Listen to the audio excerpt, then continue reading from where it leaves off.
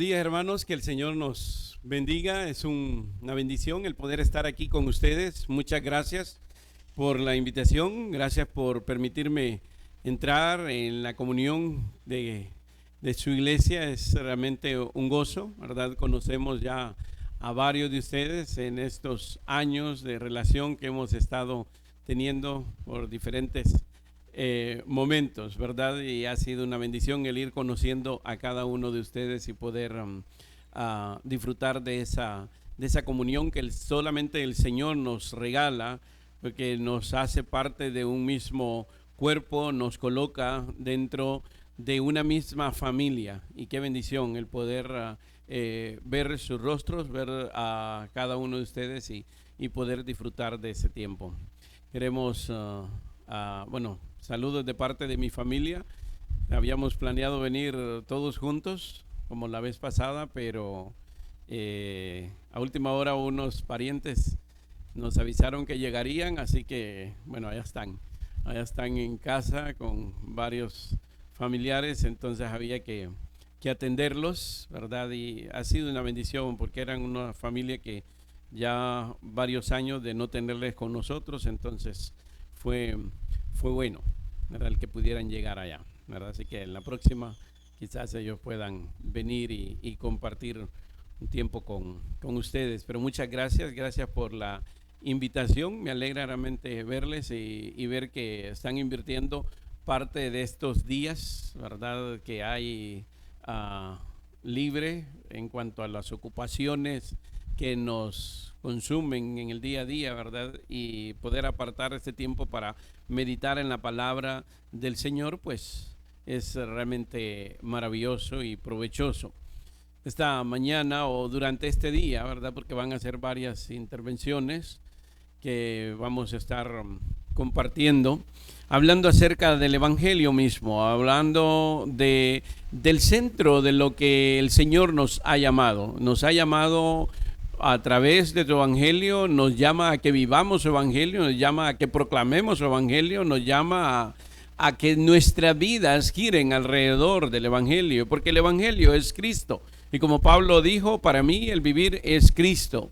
Y si muero es más Cristo, ¿verdad? Es así como lo decía un pastor amigo nuestro, que ya está en la presencia del Señor, ¿verdad? Él está ya disfrutando de más Cristo. Definitivamente, así es, ¿verdad? Nuestro día a día debe ocuparse. Nuestra mente debe estar enfocada en quién es Él, en la obra que Él ha hecho en nuestro favor, en la obra que Él está haciendo constantemente en nuestro favor, intercediendo por cada uno de nosotros allí en la gloria, en la presencia del Padre. Él es quien sustenta nuestras vidas, Él es el que nos ayuda o nos sostiene fieles a Él, ¿verdad? Porque Él ha traído la salvación, pero también la santificación a nuestra vida. Realmente Él es el todo, el Señor Jesucristo, y eso es el Evangelio. De eso nos habla el Evangelio, de la persona de Cristo. De eso nos habla la Escritura. La Escritura misma, solamente las primeras 2 capítulos y los últimos 2 capítulos podríamos decir que están fuera de esa descripción que la Biblia hace acerca del Evangelio, porque nos describe la venida del hombre, el establecimiento del hombre, y nos describe el tiempo final, pero en medio de todo eso nos describe el Evangelio, ¿verdad? Comenzando con Génesis capítulo 3, versículo 15, en donde se nos da la promesa de un Salvador. Ahí comienza esa descripción maravillosa del Evangelio y nos lleva hasta el final a presentarnos ante su presencia. Muchas veces cuando nosotros abordamos a las personas con el Evangelio, cuando vamos y queremos compartir el Evangelio con las personas tienen diferentes ideas acerca de Dios, acerca de sus propias vidas, acerca de su propia pecaminosidad. E incluso, ¿verdad? Tienen diferentes ideas. Y muchas veces cuando uno les está diciendo, pero usted sabe que su vida tiene pecado, usted sabe que necesita hacer arreglos, que necesita arrepentirse, Muchas veces esas ideas quedan ahí sin un porqué, sin un porqué. ¿Por qué usted dice que yo debo corregir mi vida? Porque en el parámetro de ellos están bien. En los criterios de ellos están bien. Hace varios años eh, llegó ahí a la ciudad de Ciguatepeque y estableció un negocio una persona que era particularmente amable. O sea, su amabilidad era algo que resaltaba en su persona. Desde que yo lo conocí, me sorprendió siempre su amabilidad. Y en cierta ocasión, bueno, varias veces yo estuve hablando con él porque lo que me llamó la atención de su vida, yo le pregunté si él era cristiano. Y él me dijo, ¿a qué se refiere con que si yo soy cristiano? Sí, yo creo en Dios, me dijo él. Pero usted tiene una relación personal con Cristo o asiste a alguna iglesia, está siguiendo lo que la palabra del Señor dice. Entonces descubrí que no, que simplemente era amable. Y siempre platicábamos y yo trataba de compartirle el evangelio. Y en una ocasión yo llegué a su negocio y le dije, ¿cómo está? Bien, estoy bien. Y él me dijo, no me puedo quejar, Dios es bueno. Así le digo, Dios definitivamente es bueno, le digo. ¿Y qué de usted con él? Le dije yo. Bueno, me dice, yo soy bueno, me dice. Y entonces yo le dije, pero ¿cuál es su parámetro? ¿Cuál es su parámetro para ser bueno? Y en esa ocasión él me dijo, ¿sabe qué? Ahorita tengo tiempo, venga, sentémonos. Y entonces entré a la oficina allá atrás y le compartí el evangelio. Tuvimos la oportunidad de hablar del evangelio. Él escuchó todo el evangelio. Ahora, en ese momento él no tomó una decisión y no sé si la tomó más adelante.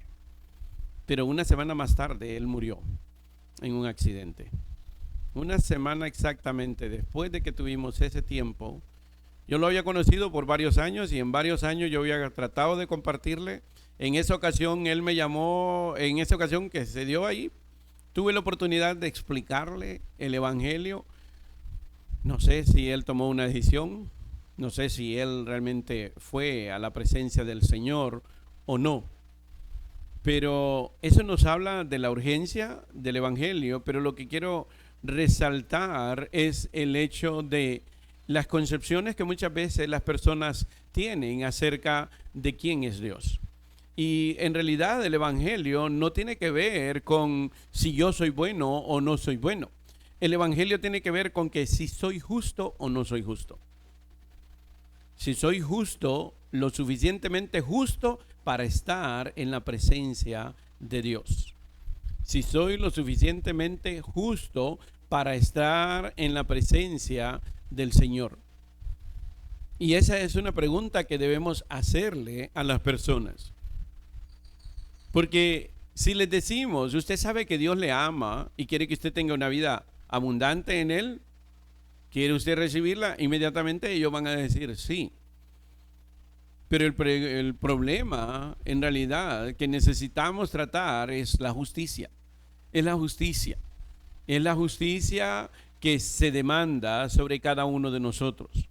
Si realmente nosotros somos justos, como para estar en la presencia del Señor. El evangelio fue dado para eso, para hacernos justos, para declararnos justos, para presentarnos justos delante del Señor. Para eso. Ahora bien, yo quiero que veamos en esta mañana 4 aspectos de esa justicia, o 4 formas en que podamos ver esa justicia. En primer lugar, esa justicia señalada. Esa justicia señalada o remarcada, puntualizada. ¿Cuál es el estándar? ¿Cuál es el nivel? ¿Qué es lo que buscamos en cuanto a la justicia? ¿Quién declara o quién dice esto es justicia? Porque todos tenemos un concepto de justicia. Todos pensamos en alguna forma en qué es o cómo es la justicia. Pero la justicia que debemos anhelar o que debemos buscar, la justicia que marca para nosotros un parámetro, esa es la justicia de Dios. es la justicia de Dios. Ese es el estándar al cual debemos apelar. Hace poco hablaba con un joven, lo abordé y empezamos a dialogar.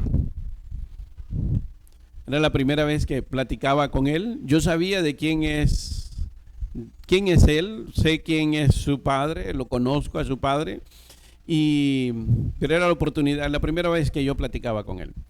Y empezamos a dialogar. Y él me dijo en medio de la conversación que simplemente él no quiere vivir y que ya ha intentado quitarse la vida.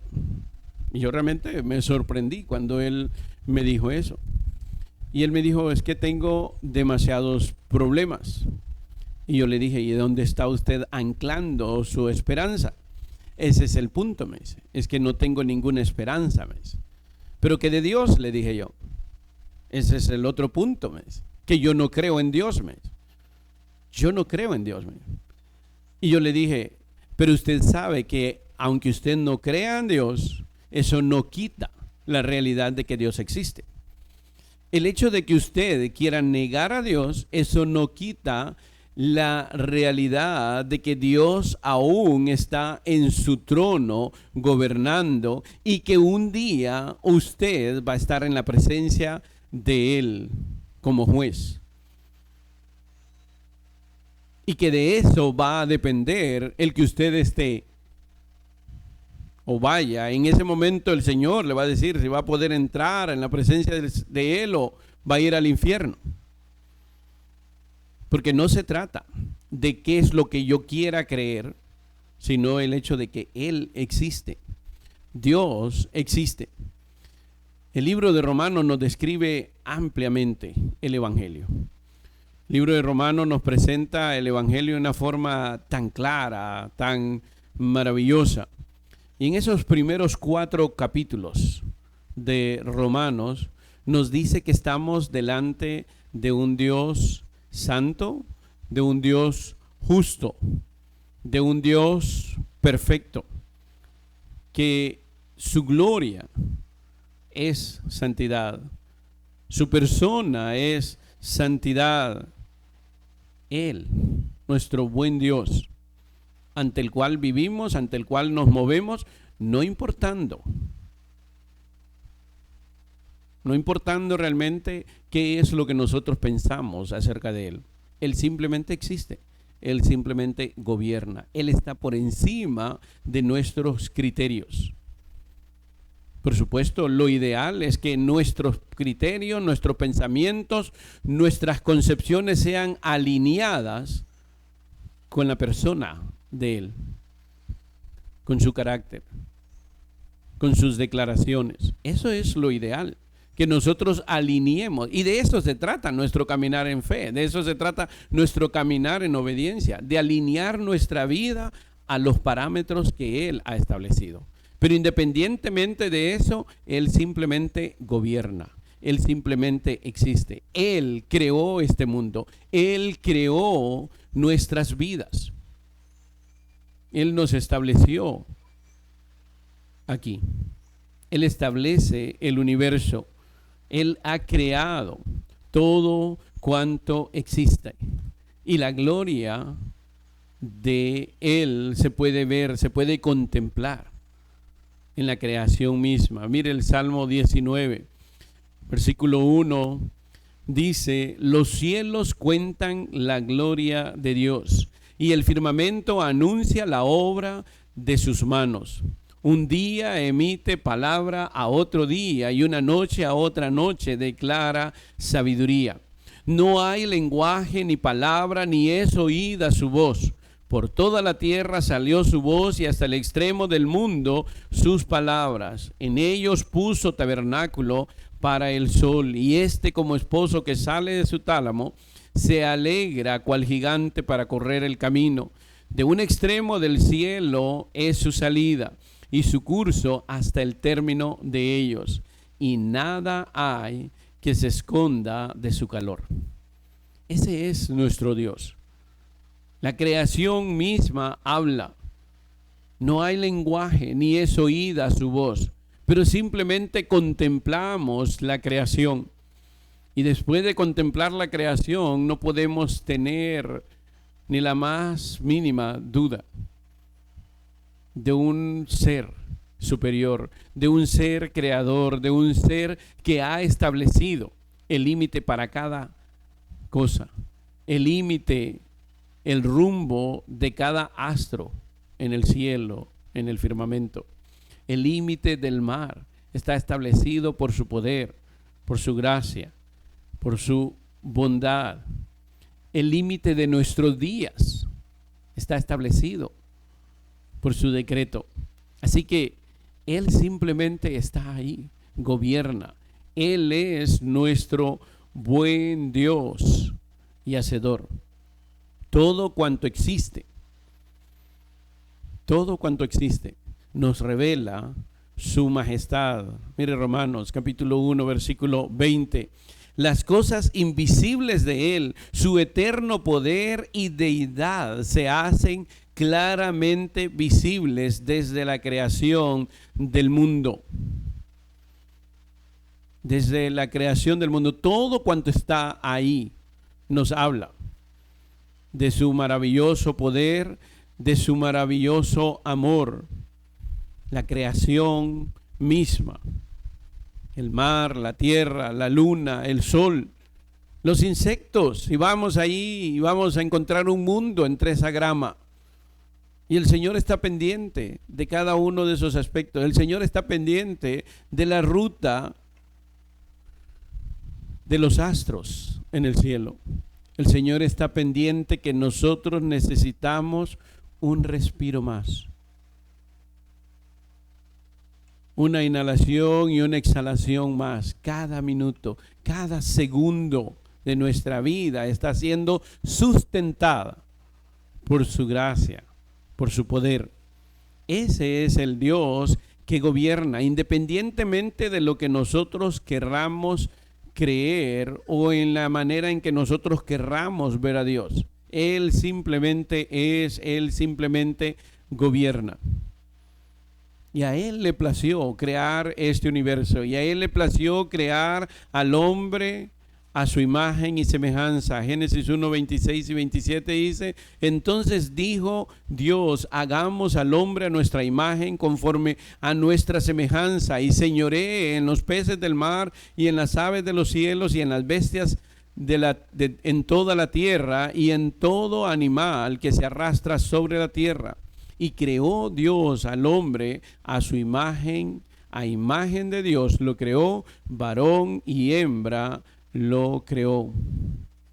Sin importar qué es lo que nosotros podamos pensar acerca del orden de la creación, simplemente Dios está ahí, gobierna, y Él es santo, Él es perfecto. No somos el resultado al azar de una mutación, sino de una creación perfecta, inteligente, que refleja la santidad, que refleja el carácter de ese Dios santo y perfecto que nos creó. Él está ahí gobernando. Y como dije, tiene el cuidado de nuestras vidas y tiene en su gracia común el cuidado de cada persona, sea o no sea cristiano. Dios tiene el cuidado de cada uno, y en cada una de estas vidas llegará un momento en que se apagarán para estar en este mundo, pero inmediatamente sus ojos se abrirán a una realidad, ante la presencia del Señor o totalmente alejados del Señor. Entonces, Él simplemente gobierna. Ahora, les decía que el parámetro que buscamos es cuán justo es Dios. Realmente Él es totalmente justo. Si pudiésemos describir el carácter de Dios, definitivamente tendríamos que apelar a esas palabras: justo y santo. justo y santo. No hay otra manera en que podamos describir a nuestro buen Dios. El Salmo 11, versículo 7 dice, porque Jehová es justo y ama la justicia. El Salmo 33, versículo 5 declara, él ama la justicia y juicio. El Salmo 89, 14 dicen, justicia y juicio son los cimientos de su trono. Eso es. Él es perfectamente justo. No hay manera en que él pueda ser contaminado con el pecado. Habacuc capítulo 1 versículo 13 dice, muy limpio eres de ojos para ver el mal, ni puedes ver el agravio. Muy limpio eres de ojos. Mire, muchas veces escuchamos a los cristianos o no, muchas veces nosotros mismos estamos diciéndole al mundo y causándole un daño, tratando de convencer al mundo que Dios les ama con un amor incondicional. Estamos de acuerdo con que Dios es amor. Estamos de acuerdo con que Dios ama al mundo, porque de tal manera amó Dios al mundo que ha dado a su Hijo unigénito, para que todo aquel que en Él cree no se pierda, mas tenga vida eterna. Decimos, Dios aborrece el pecado y ama al pecador. Pero entre tanto esta persona vive en pecado, en realidad no es así. Porque la palabra del Señor dice que Él está airado en contra del pecador. Está airado en contra del que hace pecado. Mire Romanos capítulo 1, versículos 18 y 23. Romanos 1, 18 al 23 dice, porque la ira de Dios se revela desde el cielo contra toda impiedad e injusticia de los hombres, que detienen con injusticia la verdad. La ira de Dios se revela desde el cielo. Porque lo que de Dios se conoce les es manifiesto, pues Dios se lo manifestó. Porque las cosas invisibles de Él, su eterno poder y deidad, se hacen claramente visibles desde la creación del mundo, siendo entendidas por medio de las cosas hechas, de modo que no tienen excusa. Pues habiendo conocido a Dios, no le glorificaron como a Dios, ni le dieron gracias, sino que se envanecieron en su razonamiento y su necio corazón fue entenebrecido. Profesando ser sabios, se hicieron necios y cambiaron la gloria del Dios incorruptible en semejanza de imagen de hombre corruptible, de aves, de cuadrúpedos y de reptiles. Este pasaje describe claramente la naturaleza pecaminosa del ser humano y cómo la naturaleza pecaminosa del ser humano le llevó a crear sus propios centros de adoración, le lleva a crear su enfoque de adoración, alejándose de Dios. Y esa es la razón por la cual la ira de Dios está sobre todos aquellos que con injusticia actúan en contra de la justicia y la santidad de Dios. Esa es la realidad. Dios está airado. Dios está enojado. Y el mundo necesita conocer eso. Mire, si usted trata de preguntarle a cualquier persona cuáles son las imágenes gráficas que tiene acerca de Dios,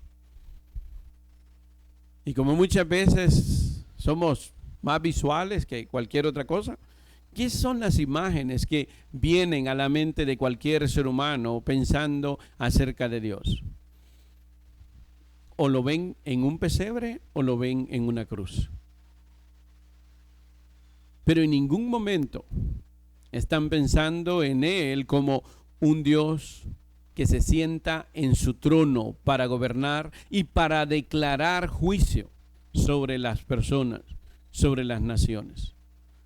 En ningún momento visualizamos a Dios sentado en su trono, estableciendo y diciendo, este es justo, este no es justo.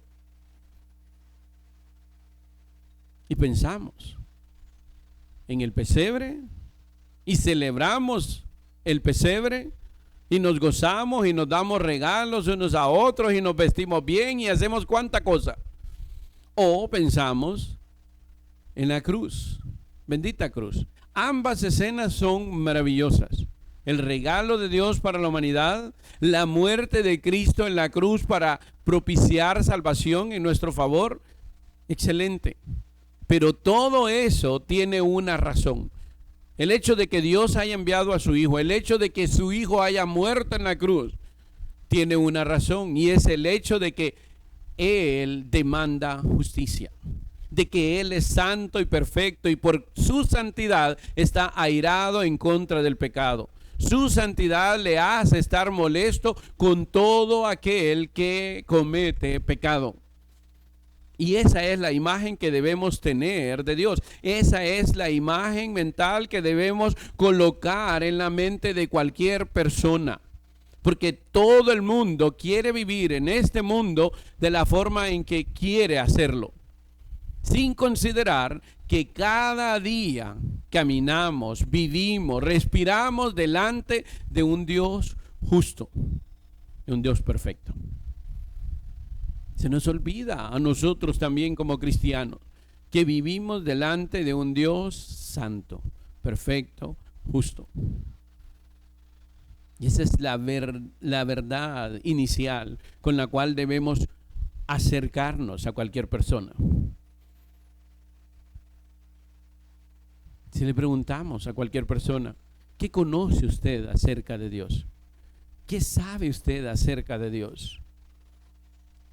Generalmente las personas van a decir que Dios es amor. Es cierto, Dios es amor. Pero no es solamente eso. Dios es justo, Dios es santo, Dios es perfecto. Y su santidad le hace estar airado en contra del que comete pecado. Entonces, si voy a buscar una justicia que la palabra del Señor me señala, es la justicia que está al nivel de Dios. Esa es la justicia señalada. Ahora quiero que veamos esa justicia necesitada. ¿Necesitamos nosotros esa justicia? ¿Qué nos hace remarcable el hecho de que sí necesitamos esa justicia? ¿Por qué la necesitamos? ¿No puedo yo ser justo? ¿No puedo yo hacer las cosas de tal manera que llegue a ese punto?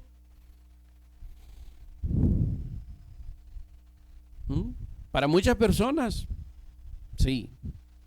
Para este amigo que les digo, él me dijo, yo soy bueno, con gran convicción, como queriendo decir, mire, yo no necesito más nada, yo soy bueno. Y yo le dije, pero ¿conforme a qué usted es bueno? Y fue cuando él me dijo, venga, explíqueme. Esa justicia necesitada, ¿qué es lo que hace que nosotros no podamos cumplir con la justicia? ¿Qué es lo que hace que nosotros vayamos en una dirección que en lugar de propiciar el agrado de Dios para con nosotros, propiciemos la ira de Dios? ¿Qué es lo que hace en nuestra vida como seres humanos que la ira de Dios se manifieste? ¿Qué es lo que hace la humanidad? Pecado. Pecado. ¿Qué es pecado? ¿Qué es pecado? De acuerdo con la Escritura, es mucho más que una sola violación de algún reglamento de tráfico, por ejemplo, de alguna arbitrariedad. Es más que eso. es romper una relación. Es todavía más, es un rechazo hacia Dios mismo, hacia su santidad. Es un repudio del reino de Dios. Es un repudio del cuidado y la autoridad de Dios para con nuestra vida. Es un repudio al derecho que Él tiene de gobernar, de guiar, de orientar nuestro caminar. Es un repudio para aquel que nos dio la vida. En otras palabras, es rebelión.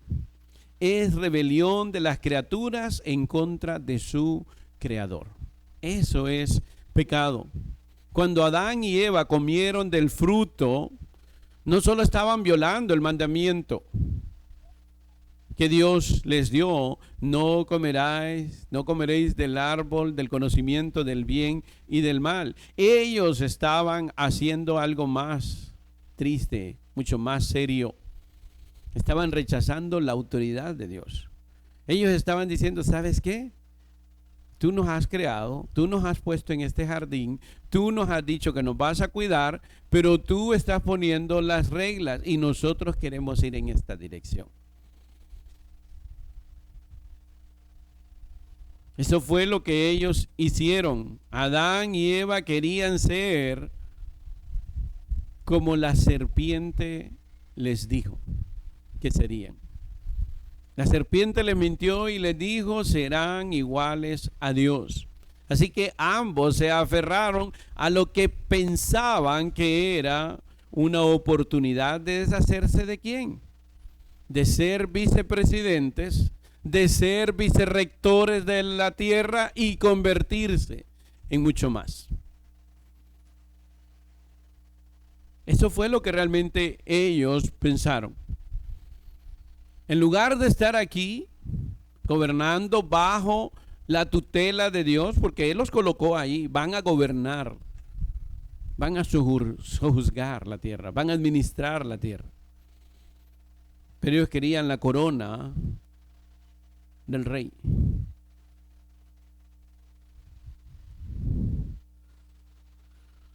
Eso era lo que ellos realmente querían. Solo había una cosa que Dios no había puesto bajo sus pies: a Dios mismo. Era lo único que no estaba bajo Adán y Eva. Él mismo, Dios mismo. Y al querer ir en contra de eso, estaban queriendo decir, queremos estar encima de ti. Ellos pecaron, ellos se rebelaron en contra de Dios. Dios les había dicho en términos claros que si comían del fruto del árbol del conocimiento del bien y del mal, ciertamente, ¿qué les dijo? Moriréis. Ciertamente moriréis. Por encima de todo, tendrían que ser expulsados de la presencia de Dios, porque eso es la idea de morir, de muerte, es separación. Es separación. La muerte física es la separación del alma y el cuerpo. La muerte eterna es la separación definitiva de Dios. Es ya nunca más tener acceso a la presencia de Dios. Es lo que sufrió el rico cuando murió y fue llevado al lugar de tormento, y desde el lugar del tormento miraba a Lázaro en el paraíso.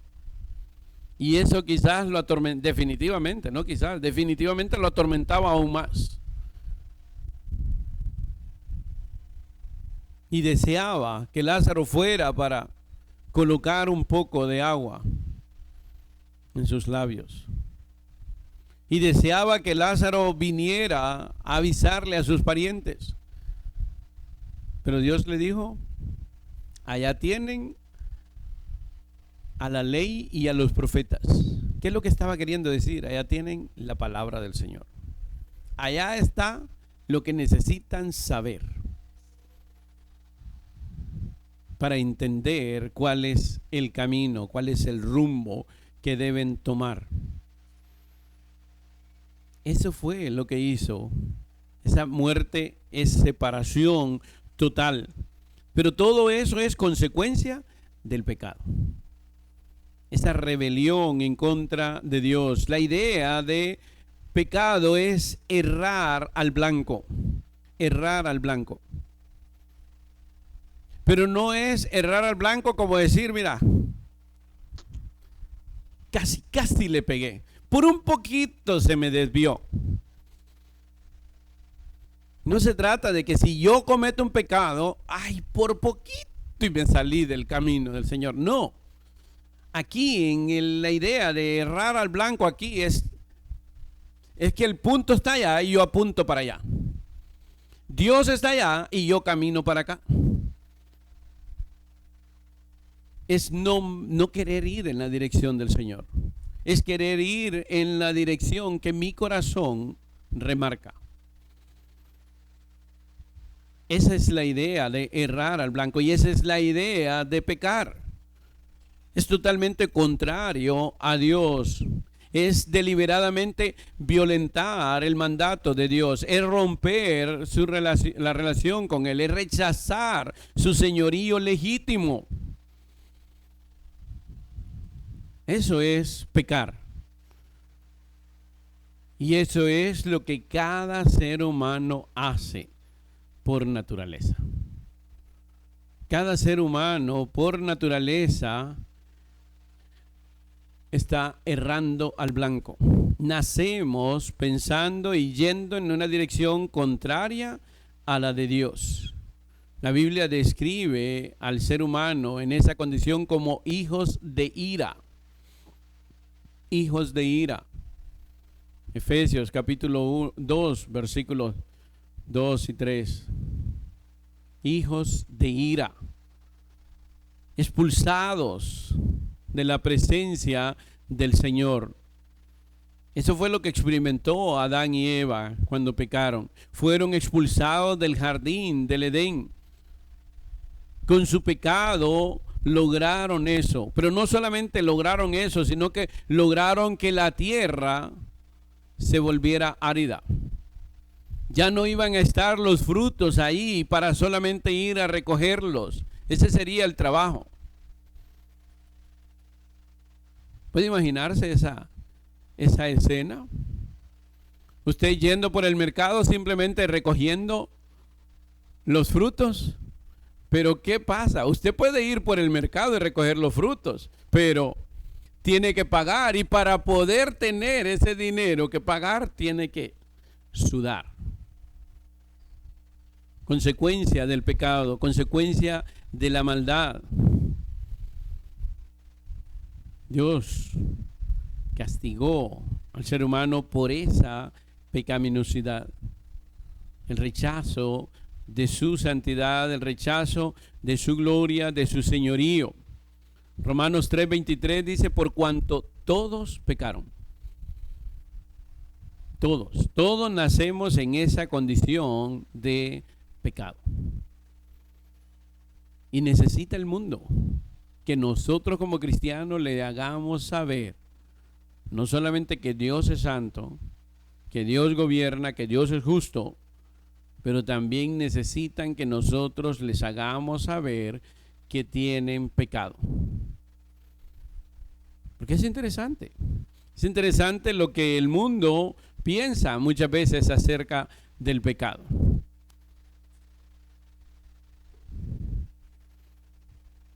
Está pensando de que es merecedor de algo malo solamente si ha hecho algo extremadamente malo. Pero el mundo, como le digo, un montón de gente, si usted le pregunta, si usted estuviera en la presencia del Señor, si usted estuviera en la puerta del cielo y el Señor Jesús le dijera, ¿por qué te debo dejar entrar en mi cielo? Muchas personas le van a decir, No, yo le diría que yo he sido bueno, que yo no le hice daño al vecino, porque esa es la concepción que tienen de pecado, solamente pensar en que si hicieron algo escandaloso, pero no están pensando en la naturaleza de pecado. Ahora, ¿en qué no es pecado? ¿Qué es lo que no es pecado, hermanos? Lo que no es pecado es la culpa, por ejemplo. Y hay personas que asocian el pecado simplemente con el sentimiento de carga que tienen en su corazón por causa de haber violentado alguna regla.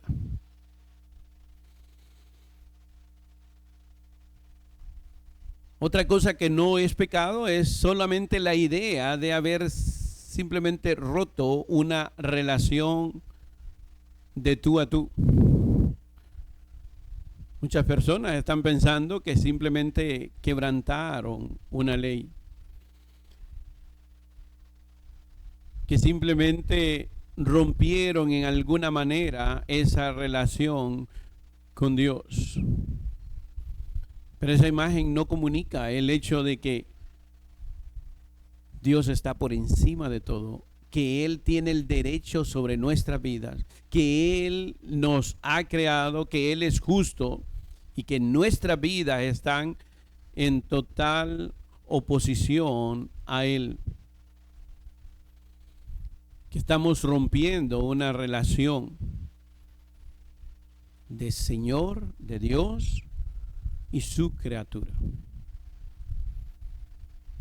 El Salmo 100, en el versículo 3, nos dice la actitud de adoración con que debemos acercarnos.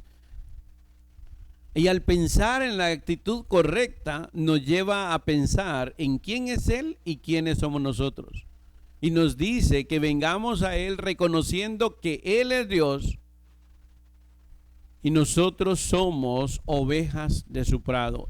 Él nos hizo y no nosotros a nosotros mismos. Porque esa es la actitud correcta con la cual debemos ver a Dios. Y muchas veces el mundo no está considerándolo de esa manera. No está considerando esa ruptura de esa relación desde esa perspectiva. El rechazo de su realeza, el rechazo de su posición. Muchas veces el mundo está confundiendo el pecado con pensamientos negativos. Pero no es solamente el pensar negativamente lo que hace el pecado, sino es el entender cuál es realmente nuestra ofensa a su santidad. Y eso debe llevarnos a pensar en las cosas pequeñas como en las grandes. Cuando vemos y hacemos un recuento de los 10 mandamientos, y no lo voy a hacer porque he escuchado a Leo hacerlo, así que creo que definitivamente para ustedes debe estar bien claro, que simplemente cuando sus padres en algún momento les dijeron o les dicen, anda a hacer tal cosa, ¡ay, solo yo! Ya, suficiente con eso. Suficiente con eso para ser expulsado al infierno.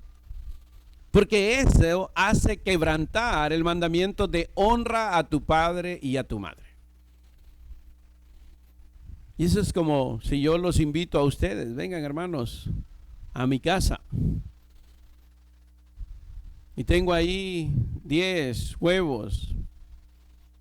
Y coloco 9 huevos en la freidera. Y agarro el último huevo y lo quiebro y lo tiro sobre la freidera y me doy cuenta que ese último huevo está güero, dañado, podrido. ¿Qué hago? Si trato de sacarlo, lo único que voy a hacer es terminar de revolverlo todo.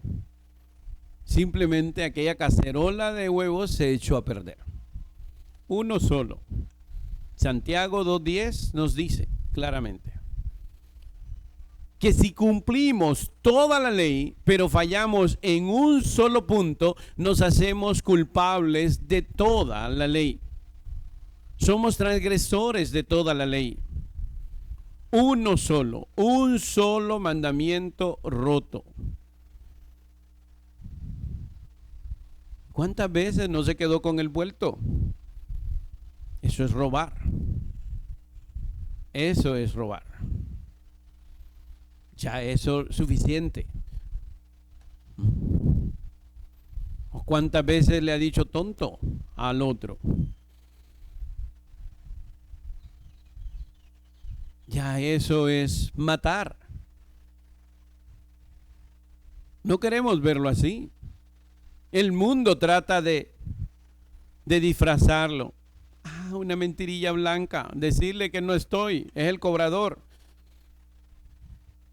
No solamente estoy mintiendo, sino también enseñándole al hijo a mentir. Entonces, esos parámetros que nosotros, el ser humano, trata de formar de qué es el pecado. En realidad, nuestra naturaleza es pecado. Somos pecadores por naturaleza. En ningún momento nosotros agarramos a nuestros hijos y empezamos a enseñarles malicia. Pero ellos simplemente lo hacen porque está en su naturaleza.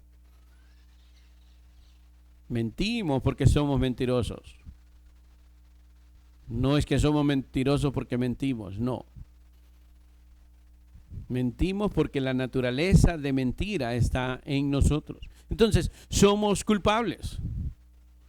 Somos culpables. Somos merecedores de condenación, merecedores de juicio.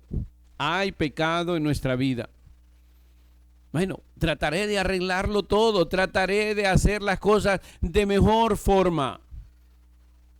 Bueno, usted haga el mayor esfuerzo. Pero Isaías 64:6 nos dice claramente que nuestras obras de justicia son como trapos de inmundicia, como un trapo lleno de sangre. Así son nuestras obras de justicia. Y trate usted de colocar en la mesa unas tortillas calientes envueltas con un trapo lleno de sangre. ¿Quién quiere esas tortillas calientes? Ahí está la mantequilla a la par. Pero ¿quién quiere esas mantequillas, esas tortillas? Si están envueltas en eso. Esa es nuestra vida, eso es lo que caracteriza nuestra justicia.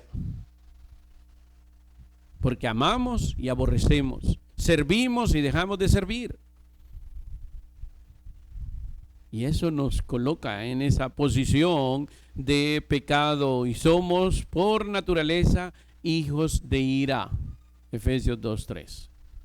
Hijos de ira, cargados de pecado, cargados de condenación, errando al blanco en una dirección contraria hacia donde Dios está.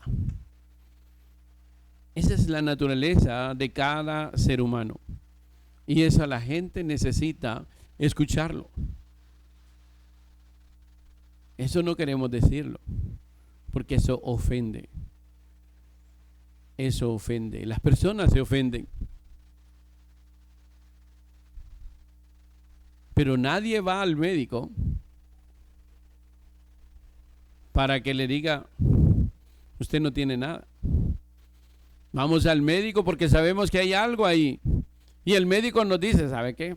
Mira, esta parte de aquí de su cuerpo está echada a perder. Está dañada. Ahora, pero hay solución.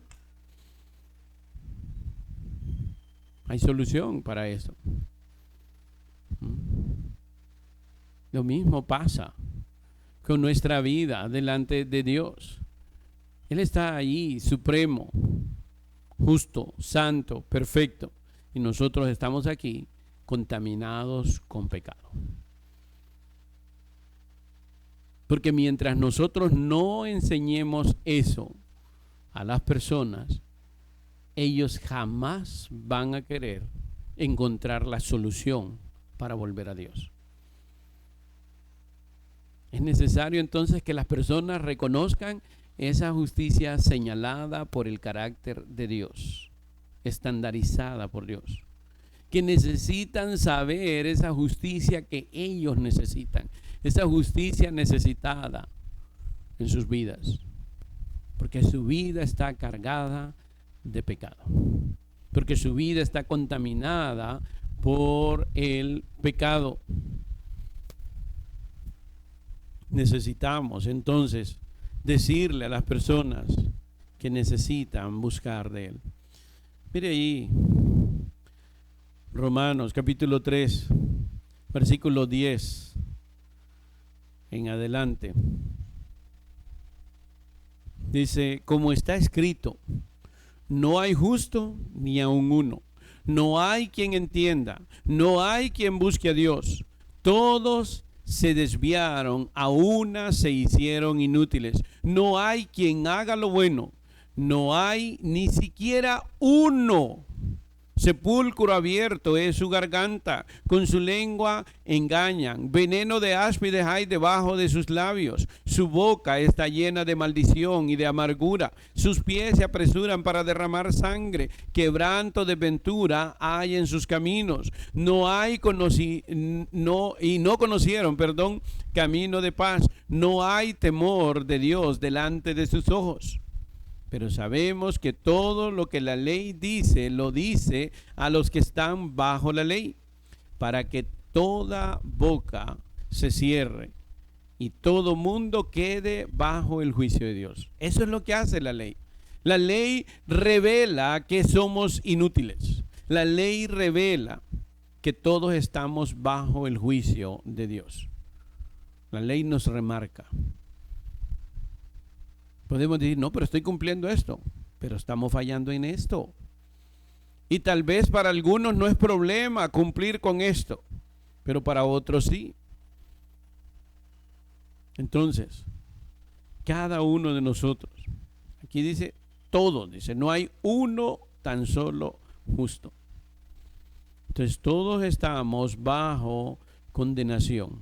Y el versículo 23 de ese mismo capítulo dice que la paga a ese pecado es muerte, separación eterna de Dios.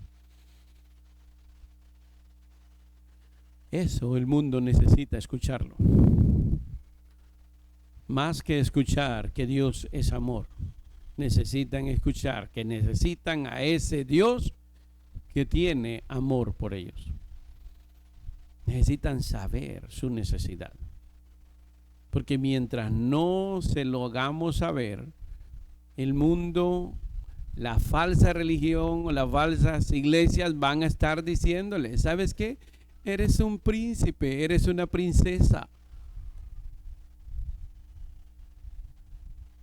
No, el mundo necesita escuchar el evangelio. Y el evangelio dice que Dios es santo y que el hombre es pecador. Vamos a orar, hermanos, y luego continuamos con las otras dos aspectos de la justicia del Señor. Oremos. Padre, gracias. Gracias te damos, Señor, por tu palabra. Gracias, oh Dios, por este tiempo que tú nos regalas. Gracias, Señor, por esas verdades maravillosas. Qué bueno es saber que tú estás por encima de todo, que tú estás gobernando sobre este mundo, que tú estás gobernando sobre nuestras vidas, que tú eres santo, perfecto, justo.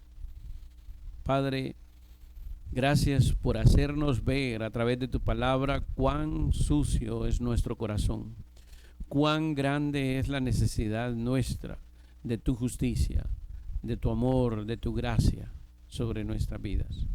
Gracias, Señor, por esa bondad tan grande sobre cada uno de nosotros. En el nombre bendito de Cristo Jesús te lo agradecemos y te imploramos todo. Amén.